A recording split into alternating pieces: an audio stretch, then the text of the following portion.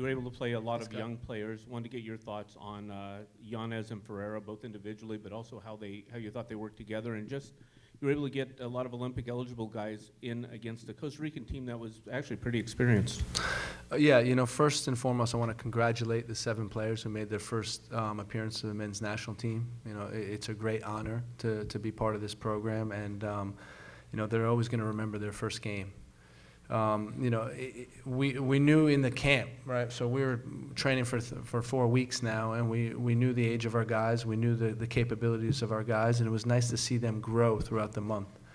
We were very comfortable that they would be able to perform today based on what we've seen throughout the course of these last 4 weeks.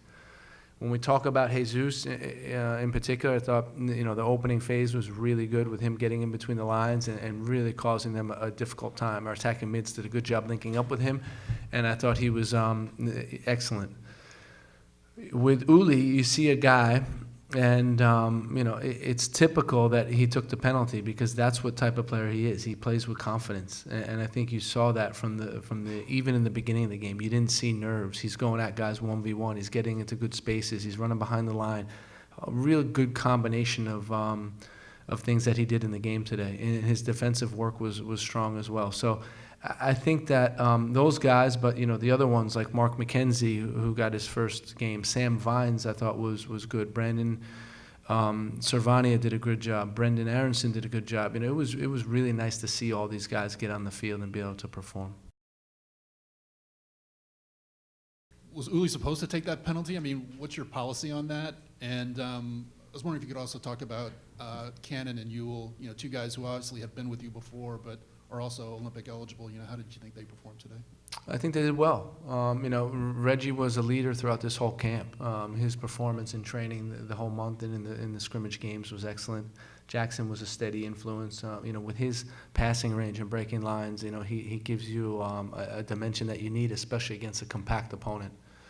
The other part of your question was what? The penalty, Oh, yeah. Yeah, we actually didn't designate a penalty taker. And Paul has been taking them all month in training. And Uli has the confidence. And give credit to Paul because he supported Uli in this moment. Uli was very enthusiastic about taking it. And we've seen Uli in training be very calm taking penalties as well. So it was I think a really nice interaction that took place there for the penalty kick. There were moments when Costa Rica was able to recover during transition and set up in that low block. What did you see in how the team was able to respond to that, trying to work the ball around and be patient? Do you want that approach more? Do you look for moments of being more aggressive in those against those types of opponents that are going to play that block? More aggressive, that's an interesting question. It's difficult, man. When a team has 11 players within 30 yards, set up in a low block, that's the most difficult thing in soccer. I think you need a new strategy, and the strategy which we tried to employ, and we had a couple good opportunities, was playing behind their back line, especially with our fullbacks joining the attack late. If you saw Sam Vines got in the penalty box, he almost had a really good opportunity. Reggie Cannon getting in the penalty box. So it's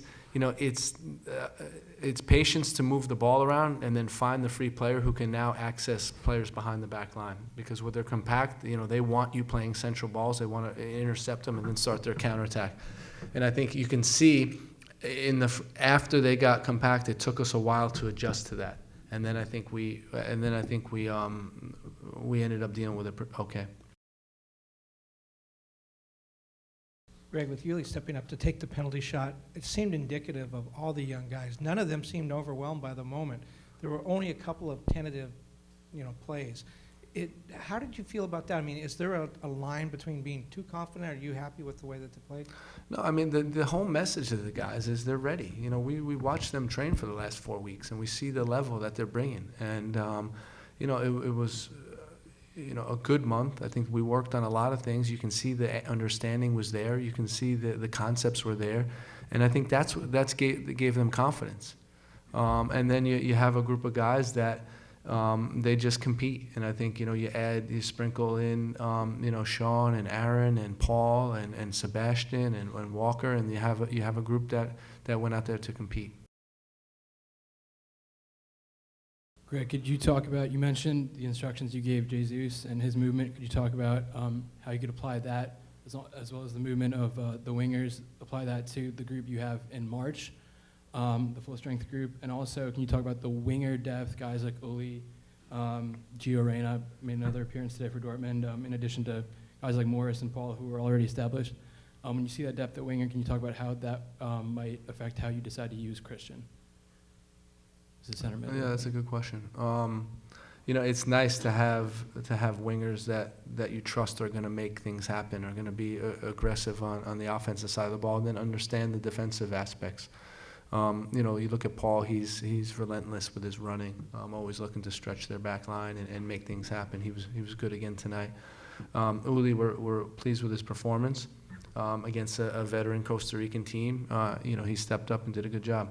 With all these guys, you know, Gio and Christian and all the guys that play the position we're monitoring, and you know, it's nice to have options as a group, and you know, we're supportive of what they're doing and watching them every game they're in. Yeah. Yeah, of Jesus. You know, it was, if you go back to, you know, the Cuba games that we played, Josh Sargent dropping in as well and combining, it makes it difficult for the defense. They have to decide what they're going to do with their center backs. And, you know, their center backs were more inclined to hold the back line, and which gave us the overload centrally. Obviously, a tough week in LA, Southern California. Just wanted to hear what you had to say about, you know, you guys wearing the warm-up jerseys for Kobe before the game, the tribute in the 24th minute, and just kind of like speak on the, you know, obviously such a person that has such an impact, how you guys as a federation were able to honor his legacy. It was an emotional week. You know, we were on the training field when it happened, and you know, the first thing is just disbelief. You just can't believe something like that happened. And, you know, our hearts go out to all the victims. You know, it's a terrible accident. And then when you talk about Kobe, you know, he's a guy that was tied very closely to soccer. He's a guy that represents competing at the ultimate level, and an inspiration to I think anyone who wants to be a top in their sport. So, you know, to lose someone like that this early is tough. And you know, it was nice that we paid tribute. It was nice that the fans paid tribute, and I know how much he means to this Los Angeles community. How many of these players will be part of the U.S. national team in Mexico for the Olympic qualifiers? Will Josh Sargent, Sebastian Soto be part of the team? And how important is it for the U.S. to qualify to the Olympics, knowing that the U.S. was not in London or Rio de Janeiro 2016? I can't comment on that. You know, Jason's the coach. He's gonna pick the best possible team that's gonna help us qualify for the Olympics. You know, we're confident in Jason, and it was nice to be able to work with these players. I think Jason being in camp gave him the opportunity to look at these players firsthand and up close, and really work with them and work with the concepts. So, you know, I can't talk specifically on the makeup of the qualifying roster, but I know we're going to be prepared.